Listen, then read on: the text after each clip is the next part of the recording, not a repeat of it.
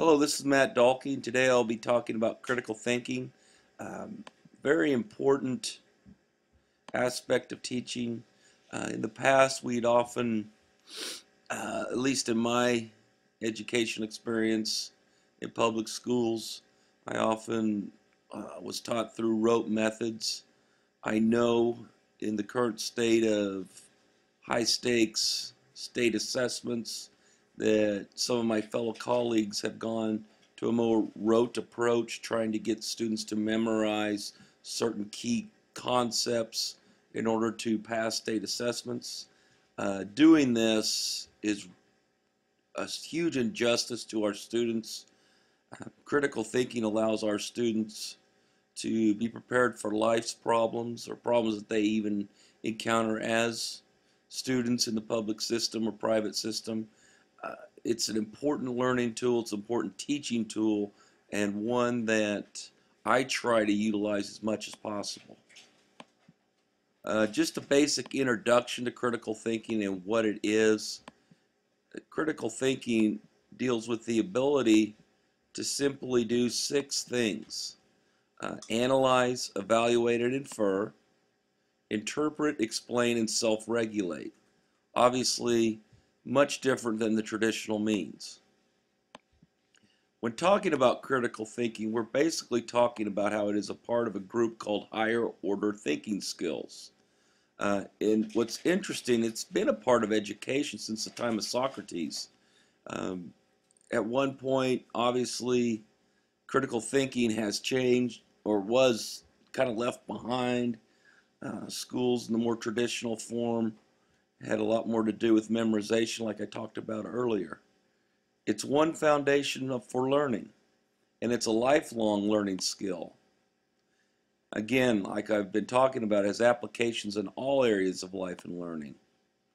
It is important because media, as we all know, is increasingly prevalent in the lives of our K through 12 students. It's everywhere. It's huge. It's extremely important for our students to understand how to manipulate media, how to understand media, how to use digital citizenship. Critical thinking all plays a part in that.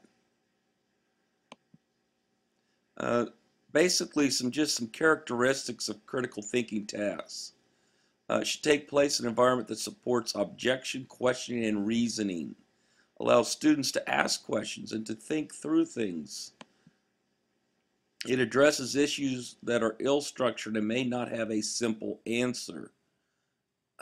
Again, much like life, there's no simple answers. Critical thinking, there's no simple answers. It allows students to discover on their own. Again, no rote learning is involved, which really makes students, I believe, in my opinion, more engaged in the process. It provides alternatives in product and solution. Again, students are looking for things that are interesting, challenging, creative. Allows students to make decisions and see the consequences. Again, life learning goes on with critical thinking.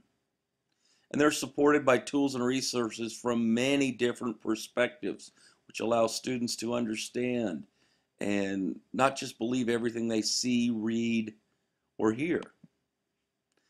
And it helps students examine their own reasoning processes. Again, a huge life skill.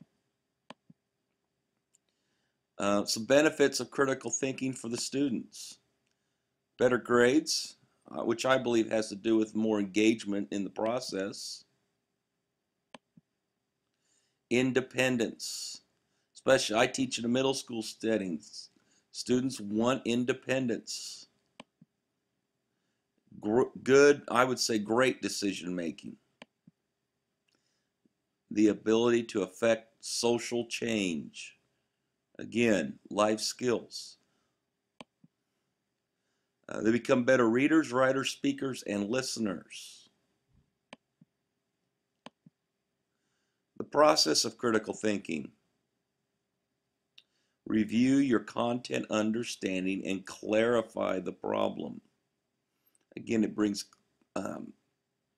things more to each student's own individual understanding. It's just not one right answer. It's a way to review what they know and to come up with answers based on logical thinking and logical research. They're analyzing the material, synthesizing your answers about the material, evaluating your decision-making process. What a wonderful tool to use not only in school but in life. Our role as teachers in critical thinking. Again, we have to be able to see a little bit outside the box, be willing to take some chances, be willing for students to show their independence. Again, there's no one right or wrong process. The answers aren't simple. We have to be obviously great models of critical thinking, and here are some ways that we can do so. Explaining what they do and why. Encouraging students to think for themselves. How often have we had students want the answer, be spoon-fed answers? This is a way for us as teachers to encourage students to think for themselves, to find their own reasoning, to come up with the answers. Be willing to admit and correct their own mistakes. As a teacher, we have to be able to do that. Students know. Be sensitive to feelings, abilities, and goals, and to what motivates them. Again, building relationships with students is key in any successful teaching process. If you don't know your students, you're going to have a hard time no matter what your styles are. But again, it's important to know the students and what makes them tick, and obviously showing sensitivity. Allow students to participate in democratic processes in the classroom, giving students a choice, giving students options, allowing the class to play a role. Again, life skills. Common techniques to support critical thinking. Encourage students to find and use information from a variety of sources, both online and offline.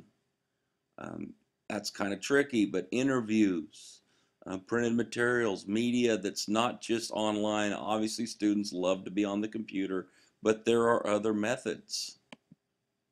Provide support for information structuring. Assist students to compare information from different types of sources. How wonderful. The first source may not be the correct source. Just because it's there doesn't mean it's right. Develop student debates, which is a wonderful aspect of critical thinking when students come up with educated debates, not arguments, but educated debates. Allow students to reflect in different modes. Writing, speaking, drawing, artwork is a wonderful way for students to express themselves. Common techniques to support critical thinking, again, continued. Help students make assumptions and values explicit, detailed and explicit. Use real experiences and materials. The more we can make this real life for them, the more they will be engaged. Involve students in creating and questioning assessments. Student involvement. The more you can get the students involved as part of the process, the more they're going to be engaged. Designing critical thinking opportunities.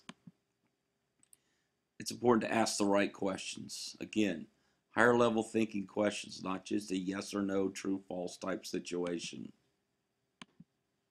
Use tasks with appropriate levels of challenge. Again, not too easy, not too difficult. This is when you get to know your students, their abilities, their desires, their motivations. It needs to be challenging. It needs to be engaging. And of course, teach and model the strategies. Encourage curiosity. How wonderful is that? Not just memorize something. Be curious, be interested. Again, all of this needs to be modeled by the teacher. Without teacher modeling, it doesn't work.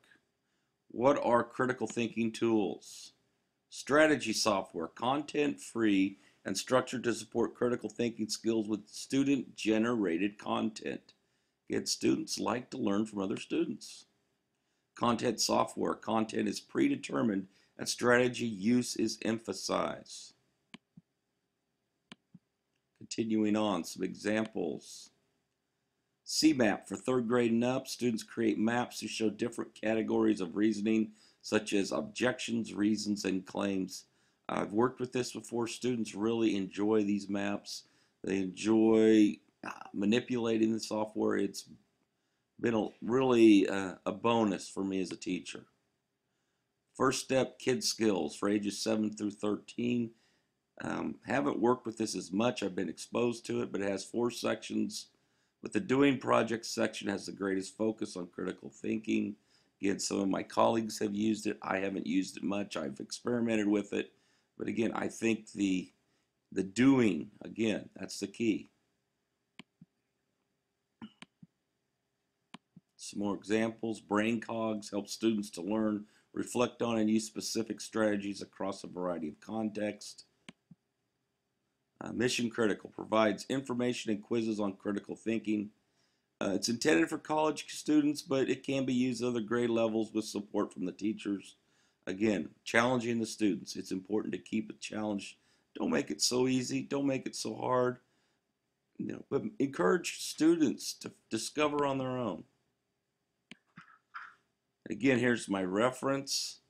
I hope you've enjoyed listening to my little presentation on critical thinking. Again, it should be a goal of all teachers.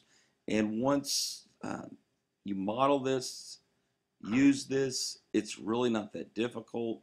I often work with peers in my profession to help me make sure I'm having my students think deeper and not being a rote teacher, not just throwing the information at them and expecting them to learn it. Thank you for listening. I really appreciate it.